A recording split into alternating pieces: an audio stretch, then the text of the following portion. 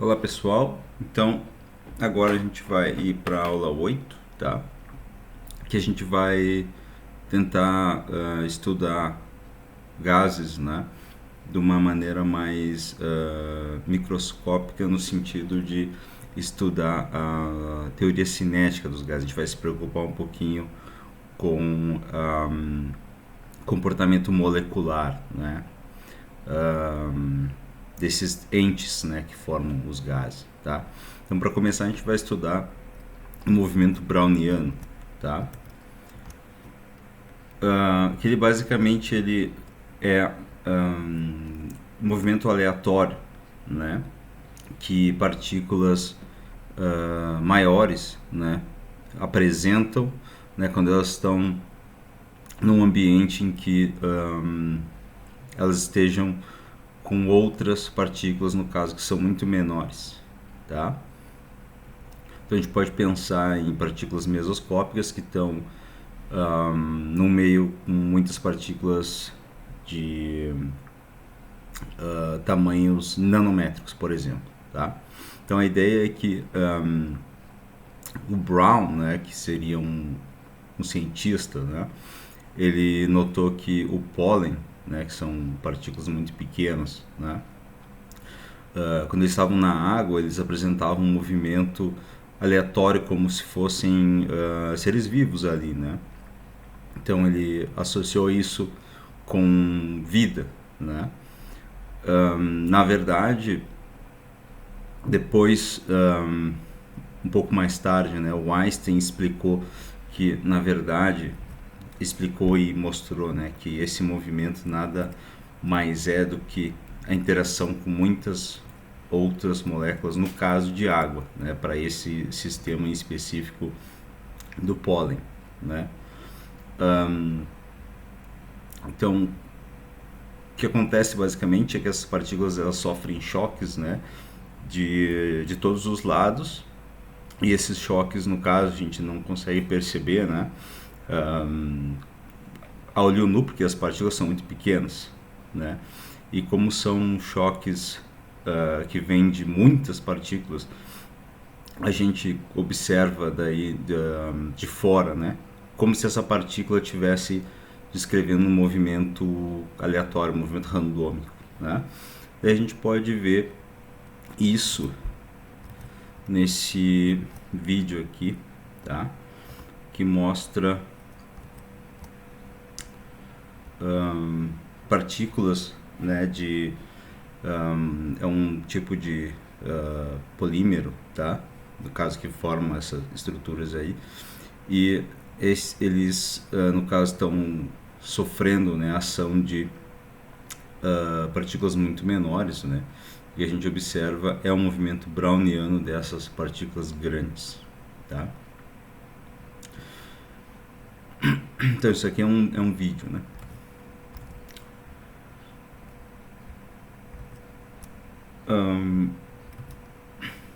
Então a gente pode tentar quantificar isso um pouco. Então a gente vai estudar o caminhante em uma dimensão, tá? O caminhante aleatório em uma dimensão. Então basicamente o que a gente tem aqui é um eixo só, tá? Então a gente vai estudar um eixo particular, um eixo X, tá? Então a gente pode pensar aqui no eixo X que tem uma origem, tá? E ele tem daí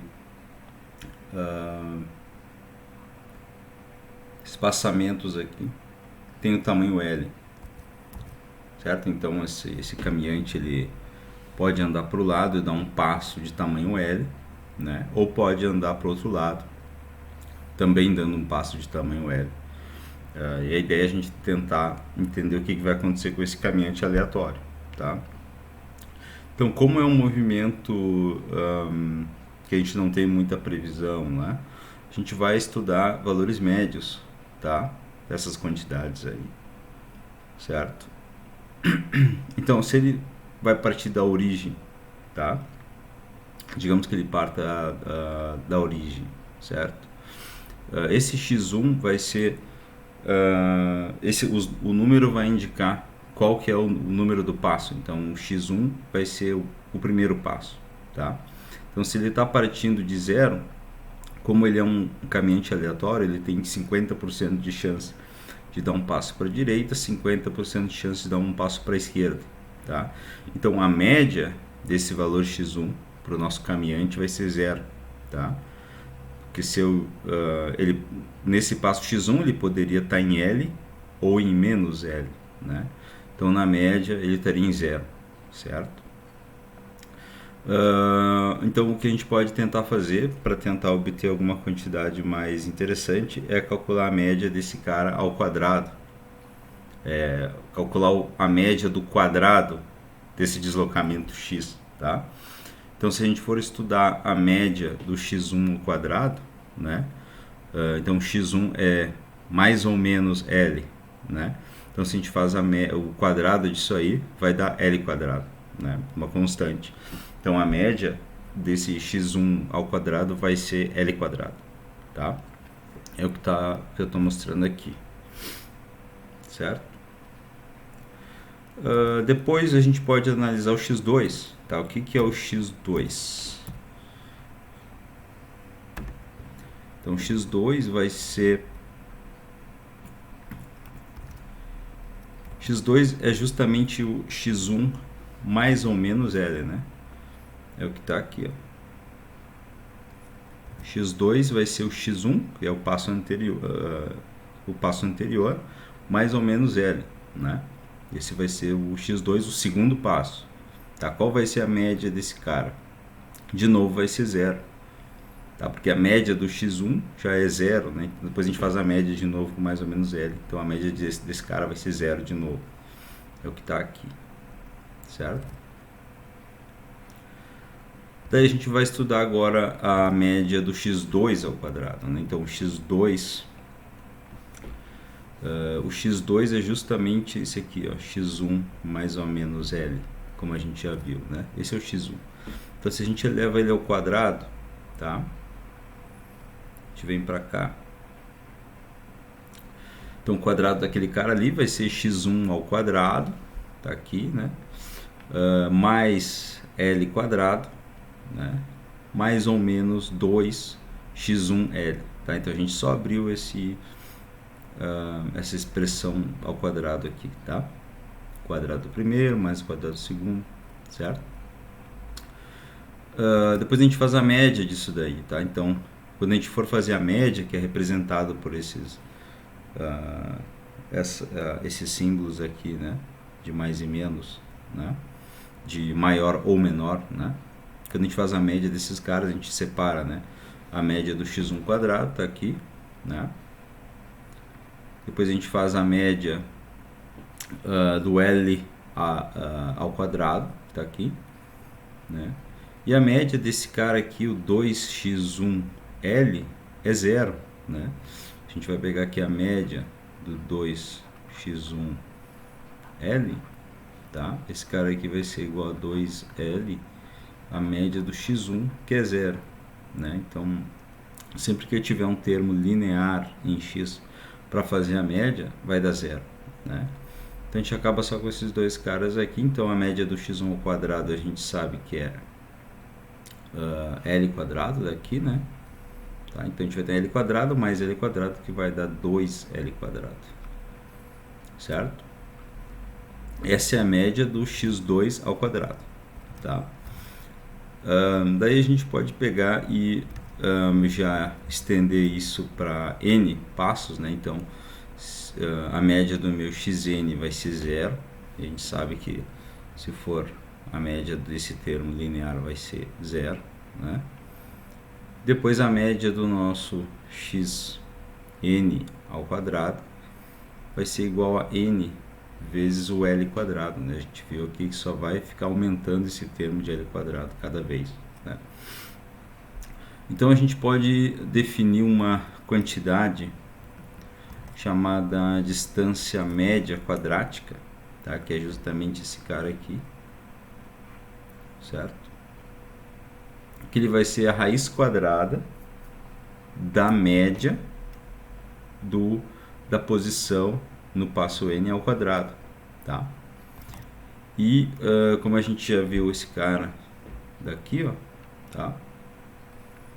A gente vê que o valor disso vai ser L raiz de n, né? Então quer dizer que a distância média quadrática, tá, do meu caminhante aleatório vai ser proporcional à raiz quadrada do número de passos, né, do número de steps que esse cara vai dar, né, multiplicado pelo tamanho do passo, né? Então se eu der 100 passos, tá, a gente vai ver que na média, né, esse caminhante vai estar ali perto de 10 passos de distância, né, da onde ele saiu, né?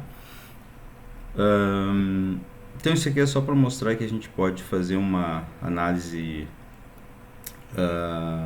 estatística de deslocamentos, né? Depois a gente vai fazer isso para velocidade também, tá? Mas aqui no caso eu fiz por deslocamento do movimento browniano, né? E essa teoria, no caso, depois ela foi aplicada para qualquer situação em que eu tenha constantes, digamos, movimentações aleatórias, né? Por exemplo, no mercado de ações, ou qualquer outro tipo de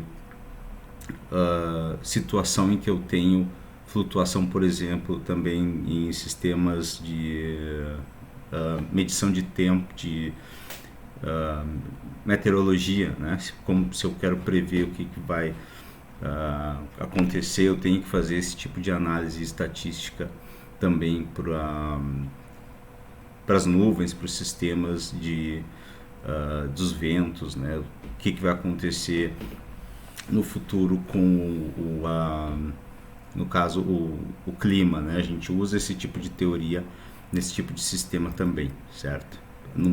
Mais complexo no caso porque envolve outras variáveis, né? Então, até então não se entendia muito bem de que se formavam, né, os gases, os materiais em si, né? Então essa ideia do movimento browniano reforçou justamente a ideia da composição dos materiais, né, que no caso são feitos por partículas muito menores, certo? Então a gente vai agora fazer uma análise de novo estatística, tá, da velocidade agora, certo? Então a gente vai tratar ali as nossas moléculas a gente vai tratar nosso gás como sendo composto por uma molécula que tem uma velocidade específica, né? Então é um jeito de estudar um sistema grande, um sistema macro, né? Através do micro, que seria o estudo individual da molécula, tá? Então, para fazer esse estudo aqui, a gente vai considerar, a gente tem uma caixa, né, com determinado volume V, tá? A gente vai manter esse sistema a temperatura, tá? A gente vai considerar que dentro dessa caixa a gente tem um gás ideal, né, que no caso N mols, né, um determinado número de mols de um gás ideal, tá? Então o que a gente tem aqui, a gente pode fazer um desenho aqui, tá? Então a gente vai considerar essa nossa caixa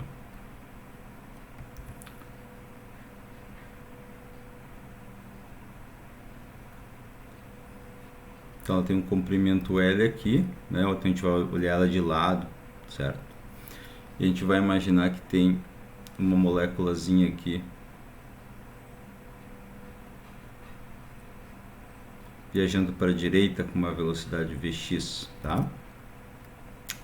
E essa molécula vai, no caso, colidir aqui com essa essa parede do lado direito aqui, tá?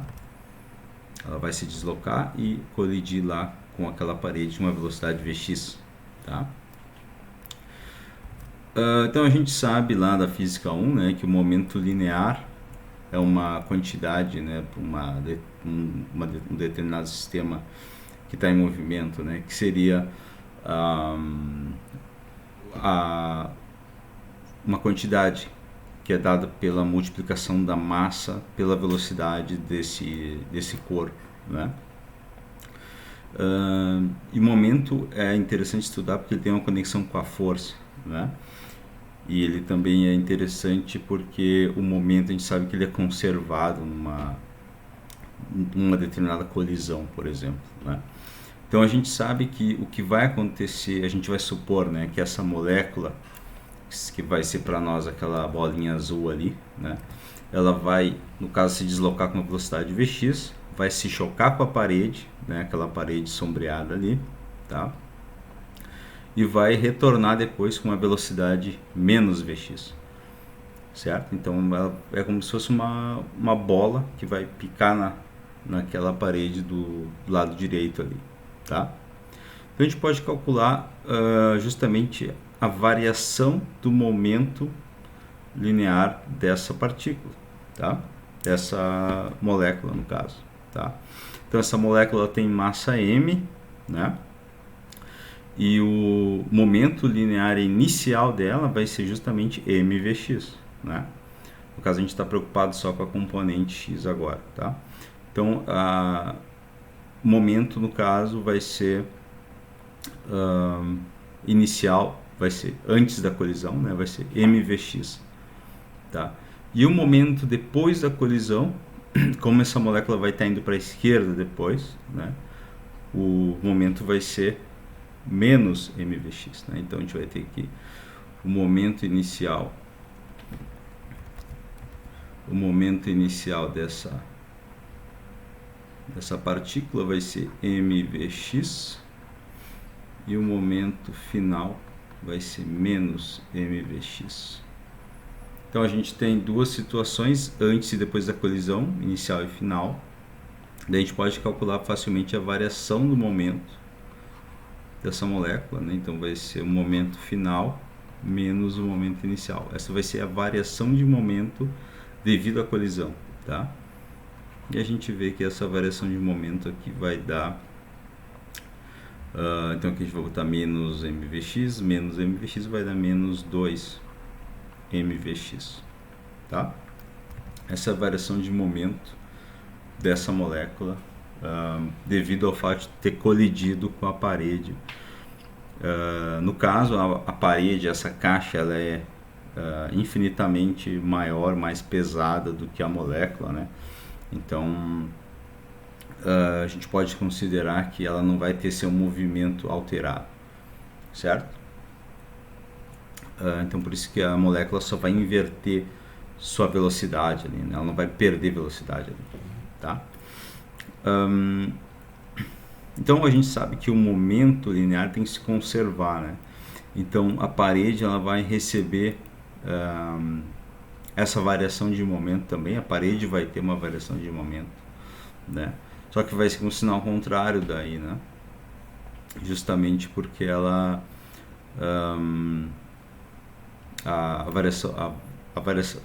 o momento final tem que ser igual ao inicial do sistema todo, né? Então a variação de um tem que ser igual a menos a variação do outro. Então a variação de momento, tá? No caso da caixa, né? Tem que ser 2 mvx. Tá? Então a caixa sofreu uma variação de momento, né? Tem que ser a mesma variação de momento da molécula, só com sinal contrário, certo?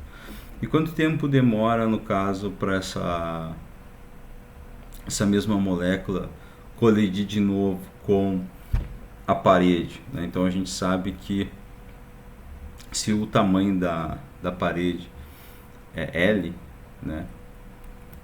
Então essa molécula tem que vai ter que percorrer uma distância depois da colisão de duas vezes o L de novo, ela vai ter que ir até o final da caixa e voltar para colidir naquela mesma parede, né?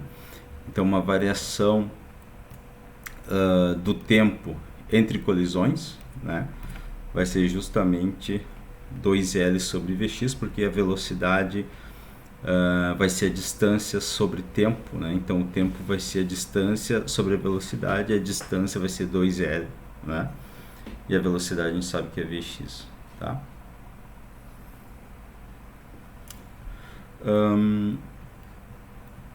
Então a força, né, que a parede vai sentir vai ser dada justamente pela variação do momento dividido pelo tempo, né, que leva para ter essa variação. Então vai ser o 2mvx que a gente calculou ali, dividido por esse ΔT, que é 2L dividido por Vx, né? Então tá bem aqui daí essa variação de momento, tá? Essa força, né? Então a gente corta aquele 2 ali, aquele Vx passa lá para cima, então fica um Vx quadrado, tá? Então essa daqui é a força. Lembrando que essa é a força que a molécula realiza na parede, né? Ou a força que a parede sofreu devido àquela colisão, né? Então a pressão vai ser definida como sendo a força dividida pela área, né? A área a gente sabe que vai ser L quadrado, porque a gente tem nossa caixa que é um cubo, né? De lado L, a gente vai ter aqui L, L e aqui L também. Então essa área aqui vai ser L quadrado, né? A área, no caso em que essas colisões estão acontecendo, né? Então a pressão vai ser mvx ao quadrado sobre L, né, dividido por L quadrado, né? Então, na verdade, por causa disso que aparece esse L ao cubo aqui, né? Então a pressão vai ser dado por isso, certo? No caso a gente tem toda essa ideia para obter essa pressão aqui, ó. Essa pressão aqui é a pressão que uma molécula realiza naquela parede, né? Só que a gente tem que considerar que todas as moléculas que estão na caixa ali vão realizar essa pressão, né? Então a gente soma todas as contribuições, tá? Então a partícula com massa m1 multiplicada pela sua velocidade, pela componente x da velocidade ao quadrado, né? Então a gente simplesmente está somando aqui nessa expressão, ó, até a enésima molécula, todas as moléculas presentes, tá? Depois a gente vai considerar que essa molécula, essas moléculas são idênticas, tá? A gente tem uma substância pura, então todas têm a mesma massa m. Então a gente pode deixar em evidência aqui na frente esse m e o L quadrado, tá? Então todos vão ter o mesmo m, o mesmo L, desculpa, o L ao cubo, né? Então a gente consegue deixar em evidência esse m, L ao cubo aqui, ó, tá? Daí a gente simplesmente vai ter a soma dos Vx ao quadrado de todas as moléculas, tá? Depois a gente pode multiplicar por n pelo número de moléculas, tá? Em cima e embaixo aqui, para a gente não ter, pra gente não alterar o valor da nossa expressão, tá? A gente multiplica por cima e embaixo, isso é 1, né? Então não vai ter problema nenhum. Então a gente vai colocar esse n aqui, ó, e o n aqui, tá? E essa agora vai ser, essa é a pressão no caso de todas as moléculas, né? Então a gente nota que aqui, ó, a gente vai ter uma quantidade média, tá? A gente vai fazer uma análise estatística aqui das nossas moléculas, que a gente está somando todas as componentes x da velocidade de todas as moléculas ao quadrado dividido por n. Então a gente está justamente aqui, ó, calculando a média do Vx ao quadrado no nosso sistema, tá? Essa expressão é justamente essa daqui, tá? A gente está somando todos os Vx ao quadrado de todas as moléculas dividido por N. Isso é a definição de média, né? A gente soma todo mundo e divide pelo número de participantes nessa soma, né? Então esse cara vai ser a média do Vx quadrado. Então a gente vai ficar com essa expressão aqui, né? Para pressão, tá? E a gente vai se ligar numa questão, tá? A gente estava lidando só com a componente x da velocidade, né? Mas na nossa caixa aqui, a gente poderia ter, por exemplo, tá? Que essa molécula está numa velocidade v qualquer, tá? E v no caso vai ser dado por um vetor aqui, né? Então esse vetor v qualquer, né? Esse vetor v qualquer, ele vai ter as componentes, né? Então a gente vai pegar aqui um sistema em 3 dimensões aqui, ó, x, y e z. Essa velocidade v, ela vai ter todas essas componentes, tá? Ela poderia ter, né? Então ela vai ter aqui uma componente vx, aqui uma componente vy, bem aqui, ó, vy, e aqui uma componente vz. Tá, então, como é um vetor, o vetor tem as 3 componentes, né? Isso quer dizer que se eu pegar a magnitude desse vetor e elevar ao quadrado, tá? Esse cara aqui ao quadrado, ó, ele tem que ser igual à soma das componentes ao quadrado, né? Essa é a definição justamente dessa magnitude aqui, certo? Daí a gente pode aplicar a média, tá? Nessa expressão aqui. Então a gente vê que a média do v quadrado vai ser igual à soma das médias das componentes x, y e z, né? Vx ao quadrado, y ao quadrado e vz ao quadrado, né? Só que a gente está lidando ali com um sistema simétrico, tá? A gente está lidando com um sistema que não tem preferência para alguma direção, nem x, nem y, nem z. Então, quando a gente está fazendo médias, né, tanto x como y como z, na média, vão ter o mesmo valor, né, ou deveriam ter, né? Isso para um sistema de número grande de moléculas, né? Então, a média do Vx quadrado tem que ser igual à média do Vy quadrado, tem que ser igual à média do Vz ao quadrado, tá? A gente não vai ter preferência por nenhum sistema aqui, né? A gente escolheu o Vx só para fazer a conta, né? Eu poderia ter escolhido o y ou o z, então não faria diferença, né? Então, a média do v ao quadrado da componente vetorial da velocidade vai ser igual à soma, né, da média do Vx quadrado, Vy quadrado e Vz ao quadrado. Só como os três são iguais, né, a gente escolhe aqui o Vx, aí vai aparecer esse fator de 3 aqui, né? Então a média do V quadrado vai ser igual a 3 vezes a média do Vx ao quadrado. Tá? Por que a gente escolheu o Vx? Porque é o que está aparecendo na nossa fórmula, tá? Aqui em cima. Daí a gente vai poder substituir por V ao quadrado, que seria a velocidade real dessa molécula, não seria só uma componente, né? Então, vai aparecer esse fator de 3 aqui, ó. Tá? E essa é a expressão da pressão daí. Tá? Então, a gente pode mexer um pouquinho com essa expressão, tá? A gente pode lembrar que o número de mols é dado pelo número de moléculas dividido pelo número de Avogadro, né? Lembrar que a massa molar, o M maiúsculo ali, né, vai ser igual ao número de Avogadro multiplicado pela massa, né? E lembrando também que o volume da nossa caixa é L ao cubo, né?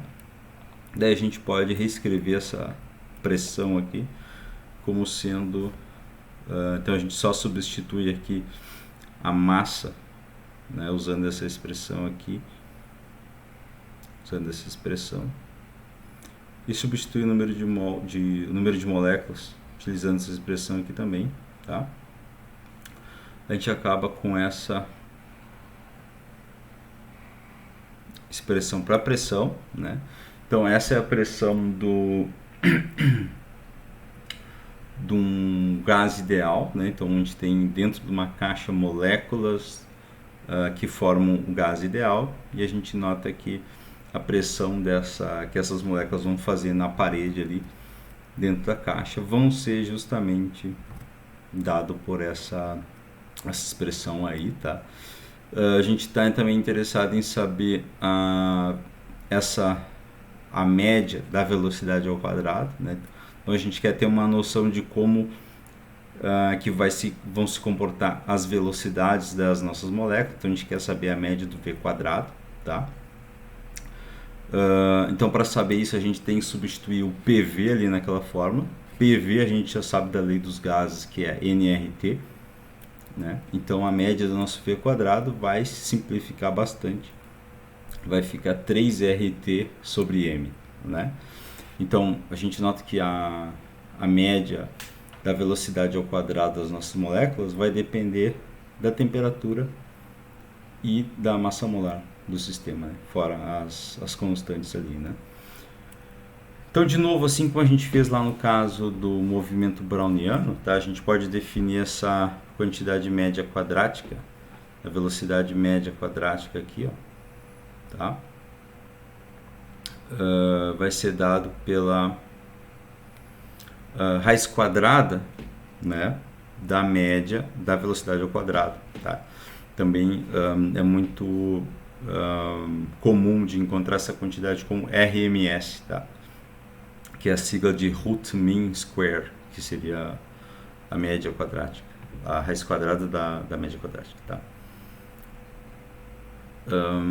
Então no caso vai ser a raiz quadrada de 3RT sobre m, certo? Então essa expressão que é importante, né? Velocidade média quadrática vai ser dado pela raiz quadrada de 3RT sobre m. T é a temperatura, m é a massa molar, a massa de 1 mol de substância, né? E esse R é a constante dos gases que a gente já conhece, tá? Então, essa daqui é uma prova de que o fato do meu sistema estar com uma temperatura maior significa que as moléculas estão mais agitadas, elas têm na média uma velocidade maior, tá? E se a gente se a gente pega um sistema com moléculas que têm uma massa molar maior, elas têm mais massa, quer dizer que a velocidade dessas moléculas vai ser menor para uma mesma temperatura, né? Então ela pode ter a mesma temperatura que um outro sistema, mas elas vão estar menos agitadas pela massa molar delas, tá? Então aqui a gente tem, por exemplo, uma tabela para gases que estão numa temperatura de 300 Kelvin, tá? Então a gente tem aqui para a molécula de H2, a gente tem uma velocidade quadrática média de 1920 metros por segundo. Para o oxigênio, o O2 é 483, para o CO2 é 412. Então, para obter isso aqui, a gente só tem que ter, além da temperatura, a massa molar, né? Que seria a massa de 1 mol de substância, que a gente obtém lá da tabela periódica, tá?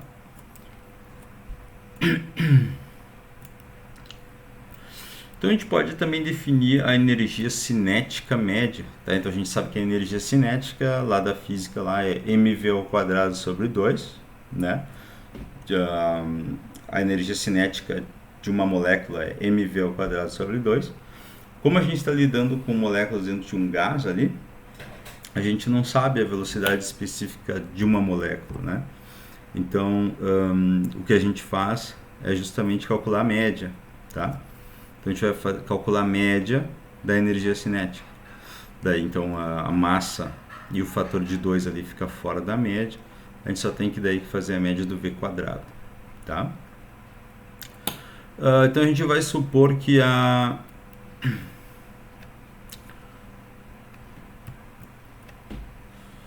só um pouquinho.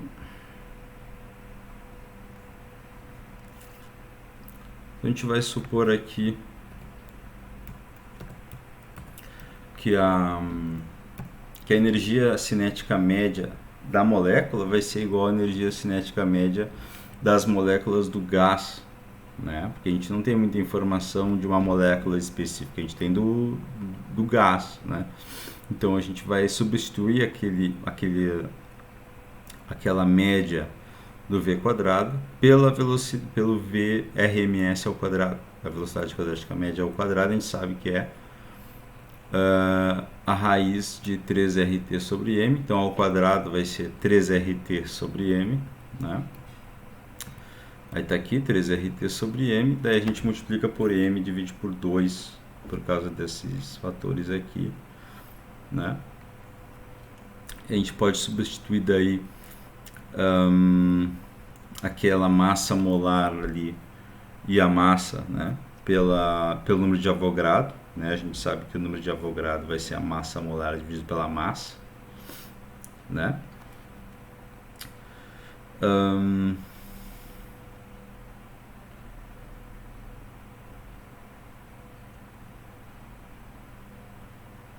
Certo? Daí que a gente vai obter aqui é justamente o 3RT sobre 2Na, tá?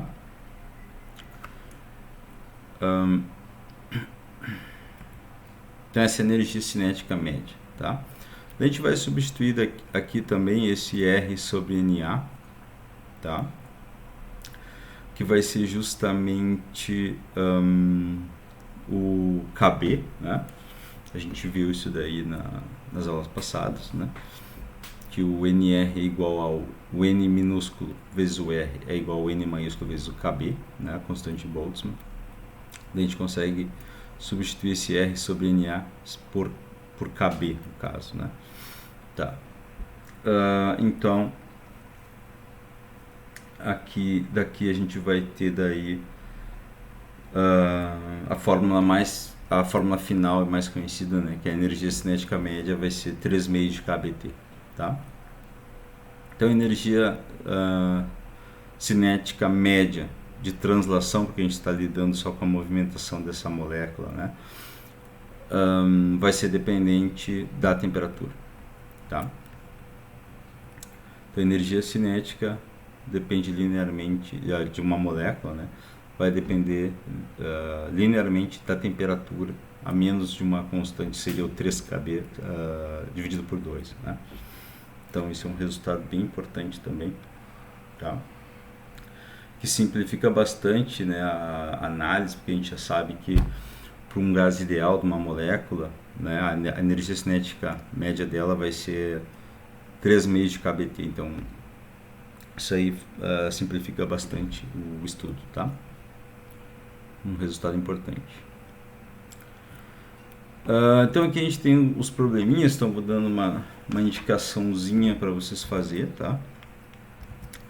Então aqui é um problema mais para a gente entender, ter uma ideia de como esses números são absurdos aqui que a gente lida, tá? Então tu tem aqui 1 grama de água, certo? 1 grama de água, tá? E tu tem que usar aqui que a massa molar da água, tá? Vocês podem olhar na tabela periódica, né? Pro H2O, tá? É 18 gramas por mol, tá? Então, em 1 mol de água a gente tem 18 gramas, tá? 1 mol de água pesa ou tem a massa de 18 gramas, tá? Então, tu tem que pegar essa grama, né?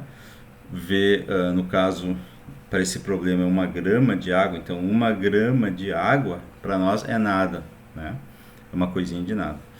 E a gente vai pegar todas as moléculas dessa grama de água, então através dessa expressão aqui, né, tu consegue descobrir quantas moléculas de água tem em 1 grama de água, tá? E tu vai, no caso, distribuir uniformemente sobre a superfície da Terra, né? Então vamos supor que a Terra não é plana, tá? Vamos supor que a Terra aqui é uma esfera. Então a área dessa esfera aqui vai ser 4π r quadrado, né? Então tu vai pegar e dividir a área da Terra, né? Então aqui o raio é 6.371 quilômetros. Então cuidado com as unidades aqui, tá? Tu vai distribuir todas essas moléculas nessa área, né? E aí tu vai contar quantas moléculas tem em 1 centímetro quadrado, tá? Então 1 centímetro, imagina tu pega na régua aí 1 centímetro de um lado, aí tu faz um quadrado com cada lado do quadrado medindo 1 centímetro, né? Então quantas moléculas vão caber nesse centímetro quadrado, tá? Só para a gente ter uma ideia do absurdo, né, que são esses números aí, tá? Então vocês façam esse probleminha, tá? Depois no problema 2 aqui, tá? Claro que se vocês tiverem dificuldade, vocês me procurem no nosso encontro nas quartas e sextas, tá? Nesse problema 2 aqui, tá? A gente simplesmente tem que calcular nossa velocidade quadrática média, tá? Que é raiz quadrada de 3 RT sobre M, tá? A gente tem que calcular daí para esse caso aqui. Então a temperatura é muito baixa, né? 2,7 Kelvin, né? Uma temperatura próxima do zero absoluto, né? E a massa molar aqui é 2,02 vezes 10 na menos 3 kg por mol, tá? Daí se vocês deixarem tudo aqui no sistema internacional, essas quantidades já estão no sistema internacional, né? Vocês vão calcular isso aqui na calculadora, então vocês façam, tá bom? Mas aqui eu vou dar a resposta aqui. Isso aqui vai dar 182 metros por segundo, então uma velocidade absurda ainda, né? 182 metros por segundo, mesmo por um caso uma temperatura muito baixa, né? Então é um resultado bem interessante, tá? Vocês refaçam esses problemas aí, tá? Depois aqui a gente tem esse problema aqui, tá? A gente tem uma outra situação que a gente tem que calcular a velocidade média quadrática, tá? Só que a gente vai supor que os elétrons livres ali na superfície do Sol, né, se comportam como gás ideal. Então, quando ele diz isso, ele está querendo dizer que a gente pode usar aquela expressão ali, tá? Então, a gente pode usar que a velocidade vai ser a raiz quadrada de 3RT sobre M, tá? Então, fora a constante dos gases ali, o R, né? A gente tem a temperatura, que é 2 vezes 10 na 6K, uma temperatura extremamente alta, né? E a massa, aqui a gente tem a massa do elétron, a massa de um elétron, tá? O que vai na fórmula é a massa molar, então é a massa para 1 mol de elétrons, né? Então, nesse caso do elétron aqui, você tem que substituir a massa molar por a massa do elétron vezes o número de Avogadro, né? Certo? Porque 1 mol de uma substância representa o número de Avogadro vezes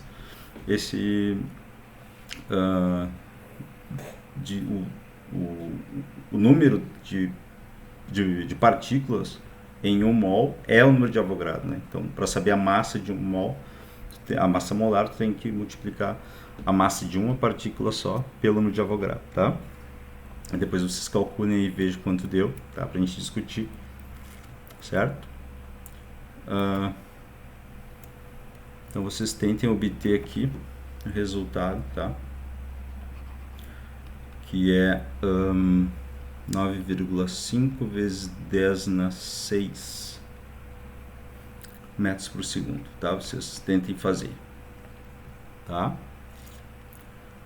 Depois aqui a gente tem o problema do feixe, né? Então aqui a gente tem que se ligar, tá?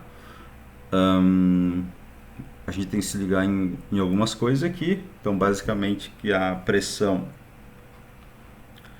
é dado pela força dividido pela área, né?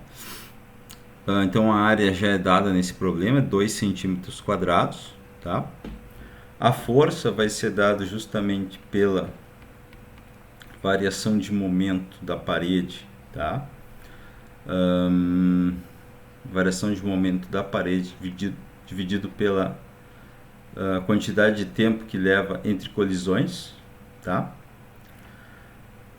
Então a gente sabe aqui, ó, que em 1 segundo a gente vai ter 10 na 23 colisões, tá? Porque a gente tem uma taxa de 10 na 23 moléculas por segundo nesse feixe aqui, tá? Então tu pode dizer que teu ΔT é 1 segundo, né? E daí tu multiplica a variação de momento de uma molécula, né, por 10 na 23, tá? Daí tu vai ter a força, né? Tu pega essa variação de momento de uma molécula, multiplica por 10 na 23, divide por 1 segundo, daí tu vai ter a força, tá? E a variação de momento é aquela mesma história que a gente viu ali há